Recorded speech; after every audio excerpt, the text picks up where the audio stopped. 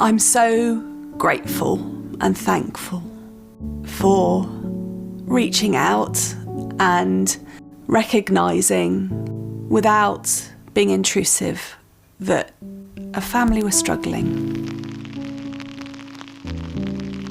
Iain and I met, and both through the love of music and also being a Navy girl, being brought up in Portsmouth, there was an instant connection. My father served on the Royal Yacht Britannia, so one of my memories is hearing the Royal Marine Band on board the yacht as she was leaving Portsmouth, and seeing my daddy on board and the band playing. When you join the band service, it's quite clear that we have military and musical roles, and we train down at CTC, where we're trained by commandos. Then you do your 2 years, 8 months music training at the Royal Marines School of Music in Portsmouth. So we really are the Swiss Army knife of defence.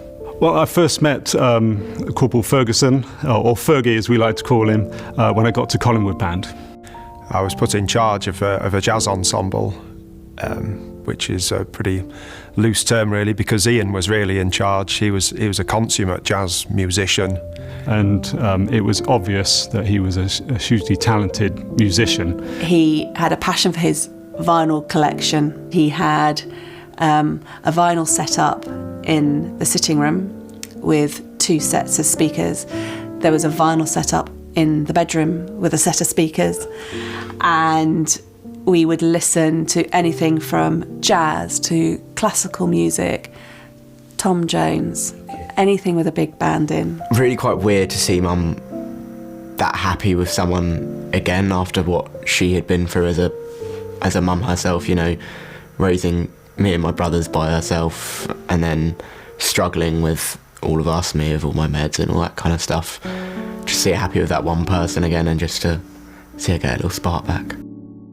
Fergie had become unwell, it was clear, and he was undergoing some treatment for conditions. But on one occasion, he wasn't there for rehearsals. Clearly, something was up, and we found later that he had been taken into hospital. Iain became unwell quite quickly, and unfortunately, we lost him.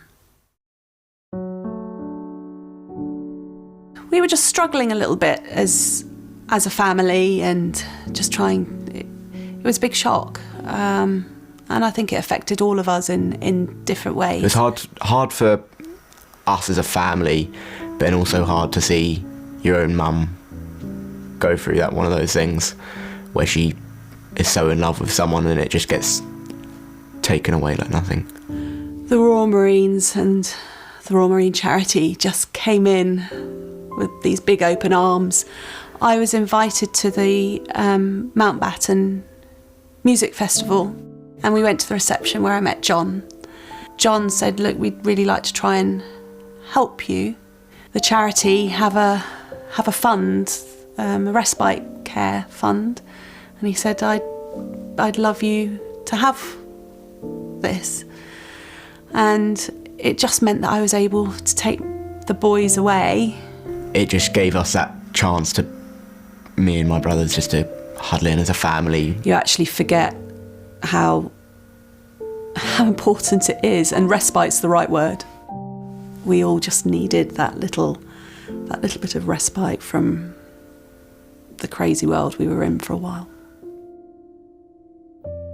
I'm just so grateful for every person at the Royal Marines Charity.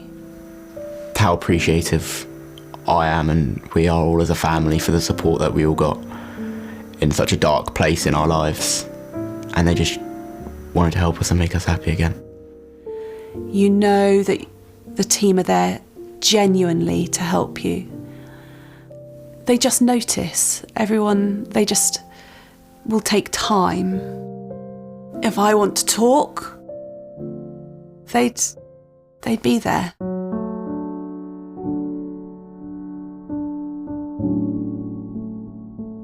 They clearly work hard.